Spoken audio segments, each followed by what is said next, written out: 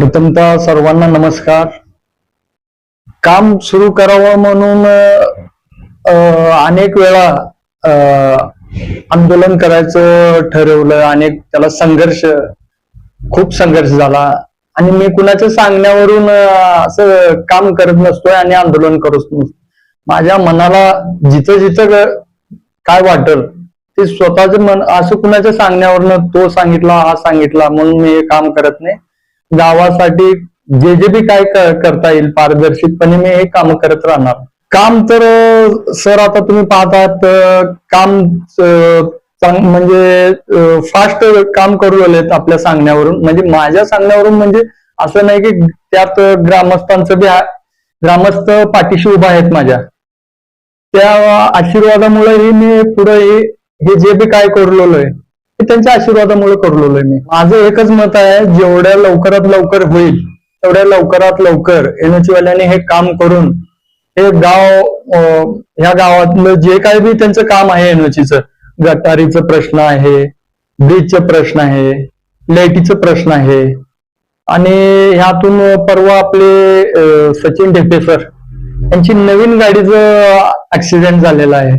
हे असे छोटे मोठे जर ऍक्सिडेंट होत असले तर एखाद्याचं जर जीव त्यात म्हणजे जीव दगावलं, कोणाचं जीव गेलं समजा, तर हा पवन घुगरे मग कुणालाही सोडणार नाही, ही 100% मी तुम्हाला खात्री देतो. हे सर्व श्रेय माझ्या अनंदूर ग्रामस्थांना मी हे कामाचं पूर्ण श्रेय देतो. हे श्रेय मी स्वतः घेणार नाहीये, कारण ग्रामस्थ माझ्या पाठीमागे उभा आहेत. त्यांच्या ताकदीवर मी हे आंदोलनाचा जो भाग आहे तो उभा केलेला आहे. आणि याच्या पुढून हे जर कोणतंही काम असो या अंदूर गावासाठी, जिथं मला काय वाटेल, मी मागं यापूर्वी बी तुम्हाला मी बोललेलो होतो, जिथं मला काय दिसल तिथं मी 100% काम करणार आहे. आणि मी कुणाच्या सांगण्यावरून, मला तो सांगितला हे सांगितला, कुणाच्याही सांगण्यावरून हा पवन घुगरे काम करत नाही. मी कुणाचंच ऐकत नाही. माझ्या वडिलांना जर मी सोडलो तर मी कोणाचंच ऐकत नाही. मला जिथं जिथं बी काय वाटत असेल अंदूरसाठी करावं तिथं मी हे काम करत राहणार आणि पुढेही मी करणार आहे. तिथं काय जे समस्या आहेत अनेक, आपलं खंडोबा मंदिर असो, तिथं पार्किंगची सोय नाही आहे, बाहेर गावून आलेल्या आया बहिणींना बाथरूमची सोय नाही आहे, असे छोटे मोठे अनेक प्रश्न आहेत. घंटा गाडीचे असो, असे अनेक प्रश्न आहेत. ते गावकऱ्यांना पण माहीत आहेत. त्या गावकऱ्यांनी भरभरून आशीर्वाद द्यावं याच्या ग्रामपंचायतला. आणि पूर्णपणे आमचं पॅनलचं पारदर्शी काम राहणार आहे. आम्ही जनतेला घेऊन हे काम करणार आहे. आम्ही स्वतः मालक नाही, हे मालक जनता आहे. आता प्रशासनाच्या बाबतीत आम्ही एक नागरिक म्हणून अतिशय नाराज आहोत. प्रशासन या ठिकाणी अजिबात लक्ष देत नाही आणि या ठिकाणी पवन घुगरेला जे आंदोलन करावं लागत आहे, प्रशासनाच्या गलथान कारभारामुळे किंवा दुर्लक्षामुळेच ही कंडिशन आहे.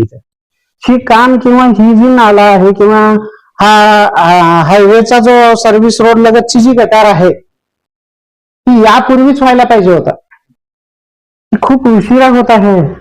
ठीक आहे, देर आहे दुरुस्त आहे असं म्हणल्यासारखं जे काम चालू आहे, आता हे काम क्वालिटीचं व्हावं, दर्जेदार व्हावं आणि इथला जो नाला आहे किंवा ही जी गटार आहे ही व्यवस्थितरित्या दुरुस्त व्हावी आणि हा रोड चिवरी पाटीपर्यंत पूर्ण क्षमतेने, चिवरी पाटी ते ST स्टँड पर्यंत पूर्ण झाला पाहिजे.